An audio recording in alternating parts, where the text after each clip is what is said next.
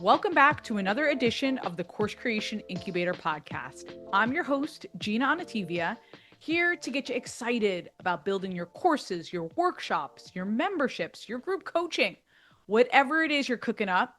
I'm here to help you market and sell in bolder and more profitable ways, and here to take your offline message online in a bigger way.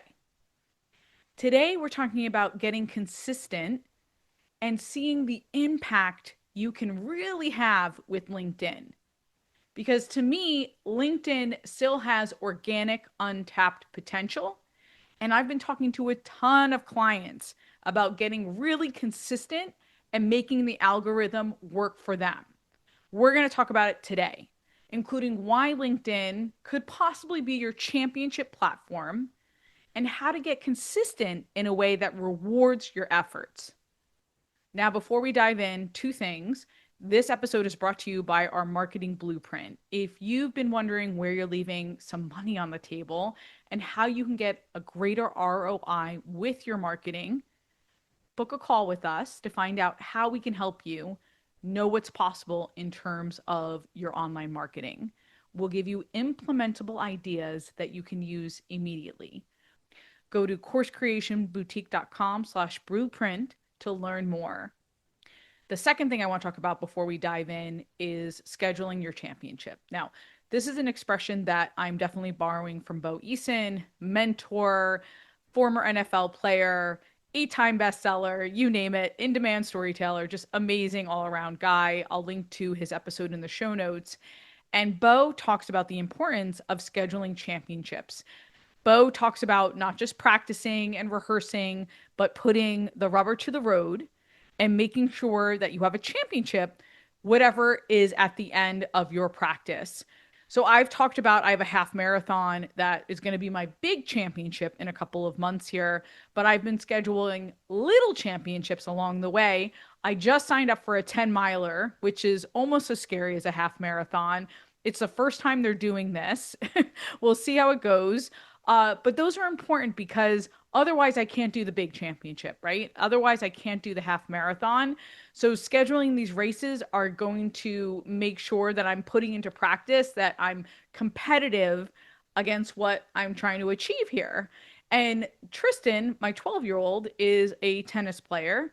And we've been scheduling championships for him in terms of these junior tournaments on Saturdays. And some of them go really great. Some of them are a learning. As Jalen Hurts from the Eagles says, you either win or you learn. And it's a way for us to put the practice into a competitive situation. So I'm bringing this up to you because what is your championship? How are you scheduling whatever is next for you? So, in terms of business, this could be a workshop that you've committed to. That could be your championship. Okay. This could be a course that you know you're putting out or you're going live. This could be a masterclass or a webinar where you're going live. I want to make sure you are scheduling your championships and not just practicing and not just rehearsing. I know it's pressure and I know it's putting us on the line, but that's how we get better. That's how we improve, right? Every day. So schedule your championship, send me a message on LinkedIn or on Instagram about how you're scheduling that championship. I would love to know. Now it's time for our LinkedIn workshop. And let's start with why I think LinkedIn is still so powerful. Number one, to me, LinkedIn is no longer optional visibility.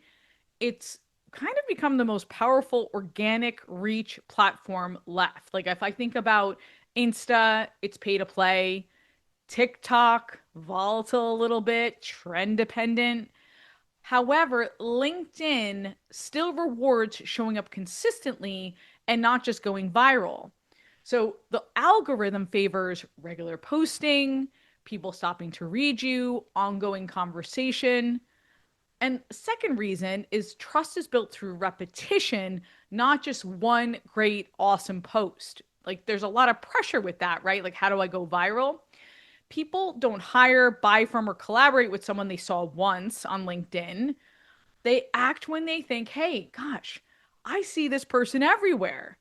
And that consistency creates familiarity, authority, credibility.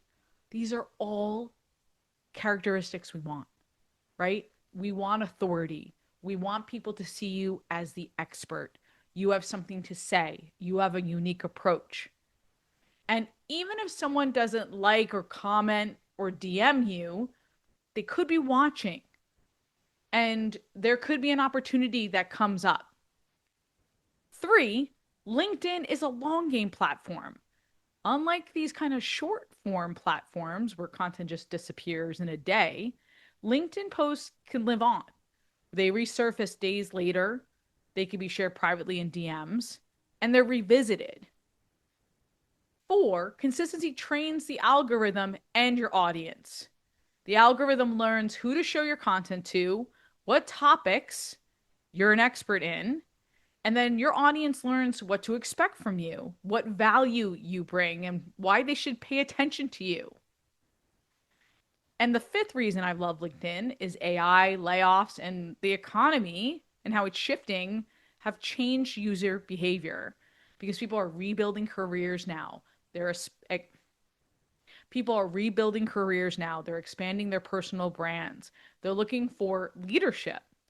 And LinkedIn, a lot of times, is where opportunity shows up first, especially for jobs, partnerships, speaking gigs. Consistency on LinkedIn isn't about posting as much as just being top of mind when opportunity comes or when opportunity is looking. Okay, let's talk through some steps about how to be consistent on LinkedIn. And if you are consistent on LinkedIn, how can you up your game? Step one is optimizing your profile. Consider this your social homepage, right? And this is an opportunity to assess wherever you are with LinkedIn, if you've been a star on it for years and maybe it's time to check, your profile should answer one question. Why should I pay attention to you? Look at your headline. What is the outcome you create, not your title? In your bio and what you're about, who you help, the problem you solve, why you're qualified to solve it. And of course, your profile photo should be confident and professional. I can't believe I'm saying this, but I've been building up my LinkedIn connections and I see some not so professional photos. That is low hanging fruit. Do not post a picture of you on your family vacation, you cropped out of that family photo. Get it professionally done. Get an AI photo that still looks like you. Step two, post once a week for 30 days. Okay. For those of you who haven't been posting as consistently, once a week, 30 days. Same day, same time, every week. Be committed to your posting. Okay. Commit to it. What do you post? Okay. I just did a workshop on this last week. Personal. Make it personal. What are you seeing? What do you make it personal? Okay, go back. Okay, some of you are asking, what do I post? I get stuck. Gina, what do I do? Well, make it personal. People love to read personal pieces, even on LinkedIn. It's not just business, right? I think that old idea of LinkedIn is out the window. I think people have moved on from that. That is just business. But tie it back to your business content. But you could talk about a hike you went on this weekend and how you were thinking about content. I was thinking about this podcast actually on the treadmill today. So maybe I'm talking here. I went and talked about my half marathon training. You could talk about something on trend. Dr. Bud Walker is one of our amazing certification course clients. He has a fantastic certification called Physiocanics. I'll link to it in the show notes. And for chiropractors who want to go beyond the traditional model. So Bud is by nature contrarian, which I love.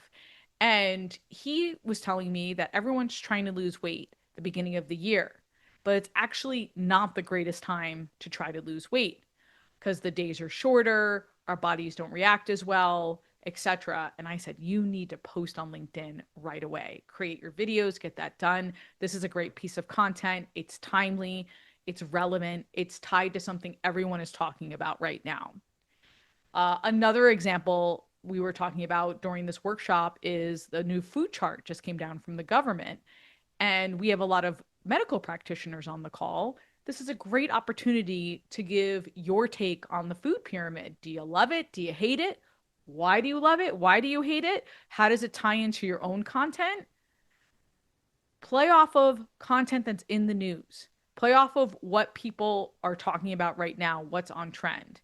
Make sure you talk about your approach and how it ties into how you do business. You could do case studies, borrow from your biggest fans. So I could do a LinkedIn. Megan Hensley, I'll link to her in the show notes, her episode, our donkey farrier, now has a new TV show called Donkey King. I mean, I couldn't be more proud of her. She's really built up her empire. I could totally talk about that on LinkedIn. There is so much content out there for you to share. Don't be afraid to share it.